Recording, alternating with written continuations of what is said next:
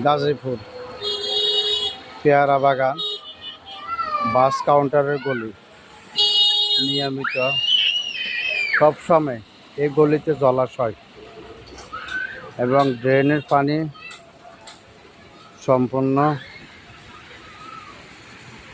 রাস্তার উপরে ভেসে ওঠে এবং এখানে একটা গ্যাস পাইপ লিক আছে। এই যে রংপুর ট্রেনিং মিনি গার্মেন্টসের সামনে, তাই কর্তৃপক্ষকে দেখার জন্য অনুরোধ করতেছি, দয়া করে আপনারা দেখুন, ড্রেনগুলি বর্জ্য পরিষ্কার করুন। এই ড্রেনের ভিতরে বালি, বর্জ্য, প্লাস্টিক এবং এগুলি পরিষ্কার না করার পরে পানি নিষ্কাশন হচ্ছে না এবং পানিগুলি জমিয়ে রয়েছে। তাই ভিডিওটা লাইক, শেয়ার, কমেন্টস করে দিবেন।